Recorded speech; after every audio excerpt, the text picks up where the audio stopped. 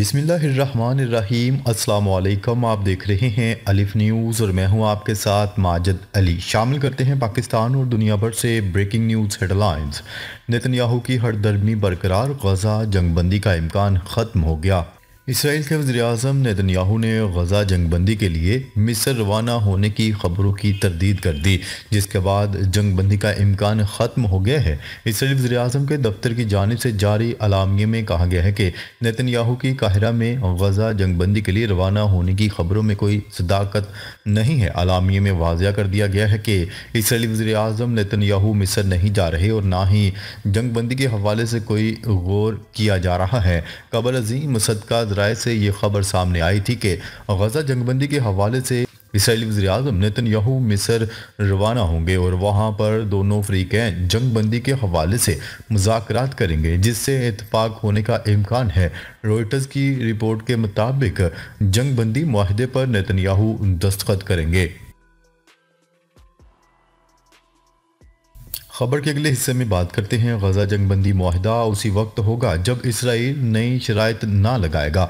Hamas ने दो टोक पैगाम जारी कर दिया। इसराइल और फ़लस्तीनी मुज़ाहमती तहरीक हमास के दरमियान गज़ा जंगबंदी मुआहदा चंद रोज़ में होने का इम्कान ज़ाहिर किया जा रहा है। गैर मुल्की खबरसां इदारे की रिपोर्ट के मुताबिक काहिरा में गज़ा जंगबंदी मुज़ाकरात का सिलसिला जारी है, जबकि चंद दिन में जंगबंदी होने का इम्कान भी ज़ाहिर किया गया है। फ़लस्तीन की मुज़ाहमती तंजीम हमास का कहना है कि मुआहदा उसी वक्त होगा जब इसराइल नई शराइत ना लगाए। दूसरी जानिब इसराइली वज़ीर-ए-आज़म नेतन्याहू गज़ा जंगबंदी मुआहदे पर बातचीत के सिलसिले मिस्र रवाना हो रहे हैं, ताहम बाद में इस खबर की तरदीद सामने आ गई।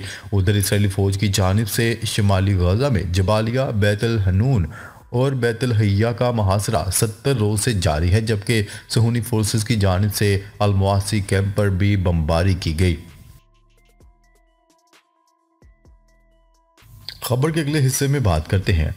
हिजबुल्लाह के खात्मे का सोचने वाला इसराइल खुद मिट जाएगा। आयतुल्लाह खामनाई का बड़ा बयान सामने आ गया।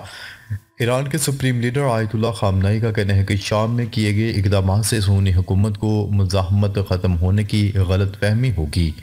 गैर मुल्की खबरसां इदारे की रिपोर्ट के मुताबिक आयतुल्लाह खामनाई ने कहा कि हिजबुल्लाह के खात्मे का सोचने वाला इसराइल खुद मिट जाएगा। दूसरी जानिब तुर्क सदर रजब तय्यिप एर्दोगान की यूरोपीय कमीशन की सदर से मुलाकात हुई, जिसमें शाम की तामीर नो और महाजरीन की वापसी के लिए मिलकर काम करने का फैसला किया गया। अक़वाम मुत्तहिदा की सलामती कौंसिल का इजलास भी हुआ, जिसमें शाम के लिए अक़वाम मुत्तहिदा नुमाइंदे ने शाम पर पाबंदियों के खात्मे की ज़रूरत पर जोर दिया। इसके अलावा इसराइल की जनूबी शाम में पेशकदमी अब तक जारी है और इसराइली फ़ौज ने दरियाए यरमोक पर कब्जा करने का दावा किया है, जबकि इसराइल की जानिब से मकबूजा गोलान के इलाके कलमून में भी बमबारी की गई। खबर के अगले हिस्से में बात करते हैं। गज़ा पर इसराइली फ़ौज का मुहासरा जारी, मज़ीद 50 फ़लस्तीनी शहीद। इसराइली फ़ौज का शिमाली गज़ा में जबालिया, बैतुल हनून और बैतुल हय्या का मुहासरा 70 रोज़ से जारी है। सहूनी फ़ौज ने अल-मुआसी कैंप पर भी धावा बोल दिया। गुज़िश्ता 24 घंटों में मज़ीद 50 से ज़्यादा फ़लस्तीनी शहीद हो गए। मकबूजा मगरबी किनारे में भी इसराइली फायरिंग से 2 फ़लस्तीनी शहीद हो गए। काहिरा में जंगबंदी पर मुज़ाकरात के लिए फ़लस्तीनी सदर महमूद अब्बास काहिरा पहुंच गए। अमेरिका का कहना है कि इन्हें फ़रीक़ैन के मुआहदे के करीब पहुंचने का यकीन है। खबरसां एजेंसी की रिपोर्ट के मुताबिक जंगबंदी चंद दिन में होने का इम्कान ज़ाहिर कर दिया गया है, जबकि हमास का कहना है कि मुआहदा उसी वक्त होगा जब इसराइल नई शराइत ना लगाए। दूसरी जानिब स्विस पार्लियामेंट ने हमास के बाद हिजबुल्लाह पर भी पाबंदी की मंजूरी दे दी।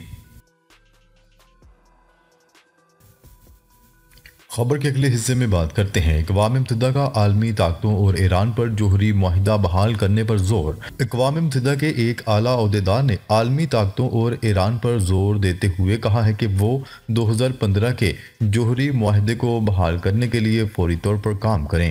अक़वाम मुत्तहिदा की सियासी अमूर की सरबराह ने सलामती कौंसिल को बताया कि इस मुआहदे के तहत ईरान पर पाबंदियां हटाई गई थीं और इसके जोहरी प्रोग्राम पर सख्त पाबंदियां आयद की गई थीं। उनका मजीद कहना था कि सफारतकारी बेहतरीन रास्ता है, लेकिन वक्त बहुत अहमियत रखता है। खित्ता मजीद अदम इस्तेहकाम का मुतहम्मल नहीं हो सकता।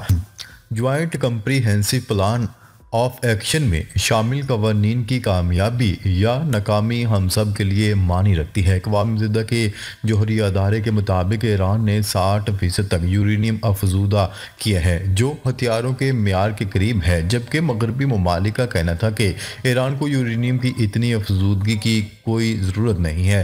دیگر ممالک نے بھی ایسا صرف جوہری ہتھیار بنانے کے لیے کیا۔ یاد رہے کہ نو منتخب امریکی صدر کے سابقہ دور اقتدار میں 2018 میں امریکہ نے معاہدے سے علیحدگی اختیار کر لی تھی، جس کے بعد ایران نے بھی معاہدے کے تحت اپنی ذمہ داریوں سے بتدریج پیچھے ہٹنا شروع کر دیا تھا۔ یورپی ممالک نے خبردار کیا ہے کہ اگر ایران معاہدے پر واپس نہ آیا تو وہ پابندیاں دوبارہ نافذ کریں گے۔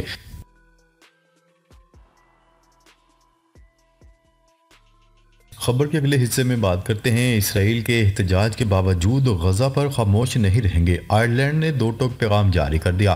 آئرلینڈ کے وزیر اعظم کا کہنا ہے کہ اسرائیل کی جانب سے ڈبلن میں اپنا سفارتخانہ بند کرنے جیسے احتجاج کے باوجود غزہ پر ان کی مظالم کے حوالے سے خاموش نہیں ہوں گے۔ غیر ملکی خبرساں ادارے کی رپورٹ کے مطابق آئرلینڈ کے وزیر اعظم نے اسرائیلی وزیر اعظم پر کڑی تنقید کرتے ہوئے انہیں تباہ کن سفارتکاری کرنے سے جوڑ دیا، تاہم کہا کہ آئرلینڈ کی جانب سے اسرائیل کے حق کے دفاع کی حمایت بھی جاری رہے گی۔ غزہ میں اسرائیلی کارروائیوں کی مذمت کرتے ہوئے انہوں نے کہا کہ فلسطینیوں کی حمایت کرنا آئرلینڈ کے لیے فخر کی بات ہے۔ آئرلینڈ کے وزیر اعظم نے صحافیوں سے بات چیت کرتے ہوئے کہا کہ آپ جانتے ہیں میں کس چیز کو قابل مذمت سمجھتا ہوں۔ بچوں کو قتل کرنا میرے خیال میں یہ قابل مذمت ہے۔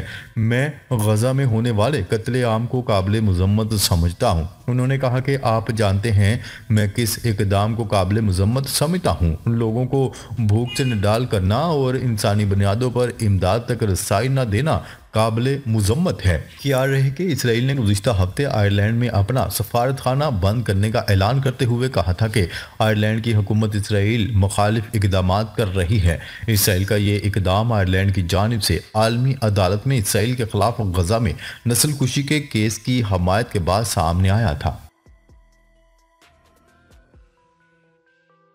خبر کے اگلے حصے میں بات کرتے ہیں۔ جنوبی کورین صدر نے بغاوت کے الزامات کو مسترد کر دیا۔ ملک میں چند گھنٹوں کا مارشل لا لگانے والے جنوبی کوریا کے صدر یون سک یول نے بغاوت کے الزامات کو مسترد کر دیا۔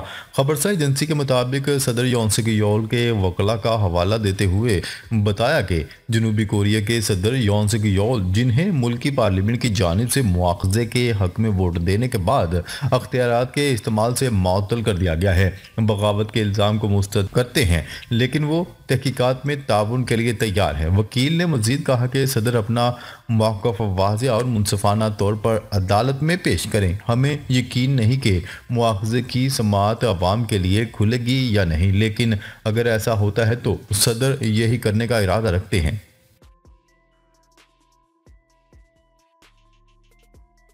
خبر کے اگلے حصے میں بات کرتے ہیں۔ شامی رہنما احمد الشرا کا دنیا سے شام پر عائد کردہ پابندیاں ختم کرنے کا مطالبہ۔ احمد الشرا نے اپنے بیان میں کہا ہے کہ اس شام میں مزید دہشت گردی کا خطرہ نہیں، عالمی برادری تعمیر نو میں ہمارا ساتھ دیں۔ یورپی یونین نے بشار الاسد کے بعد شام کی نئی قیادت سے رابطہ کر لیا۔ یورپی یونین کا وفد شام کے مستقبل اور یورپ سے تعلقات پر اپنی رپورٹ پیش کرے گا۔